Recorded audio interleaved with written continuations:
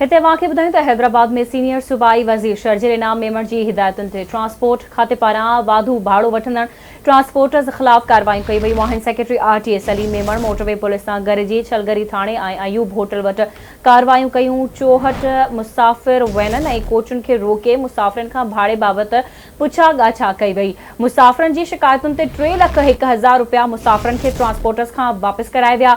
ट्रांसपोर्टरनि ते 64,000 रुपया ॾंढ लागू कयो वियो। वाधू किरायो वठंदड़ ट्रांसपोर्टर्स ख़िलाफ़ कार्रवायूं जारी आहिनि। सेक्रेटरी आरटीए सलीम मेमण जो चवणु आहे सीनियर सूबाई वज़ीर शर्जील इनाम मेमण जी हिदायतुनि ते कार्रवायूं करे रहिया आहियूं। सेक्रेटरी आरटीए जो इहो चवणु आहे।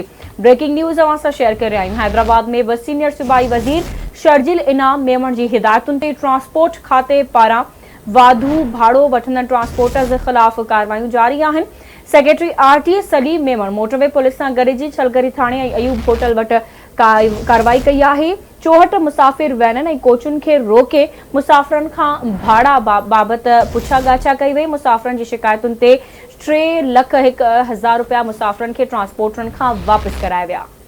अहम ख़बर अवां सां शेयर करे रहिया आहियूं। हैदराबाद में सीनियर सूबाई वज़ीर शर्जील इनाम मेमण जी हिदायतुनि ते ट्रांसपोर्ट खाते पारां वाधू भाड़ो वठंदड़ ट्रांसपोर्टर्स ख़िलाफ़ कार्रवायूं कई वयूं आहिनि। Secretary RTA Salim Memon motorway police सां गॾिजी छलगरी थाणे ऐं अयूब होटल वटि कार्रवायूं कयूं आहिनि। 64 मुसाफ़िर वैननि ऐं कोचुनि खे रोके मुसाफ़िरनि खां भाड़े बाबति पुछा ॻाछा कई वई। मुसाफ़िरनि जी शिकायतुनि ते 3,01,000 रुपया मुसाफ़िरनि खे वापसि कराए विया। ट्रांसपोर्टर्स ते 64,000 रुपया ॾंढ बि लागू कयो वियो। वाधू किरायो वठंदड़ ट्रांसपोर्टरनि ख़िलाफ़ कार्रवायूं जारी आहिनि। सेक्रेटरी आरटीए सलीम मेमण जो इहो चवणु आहे।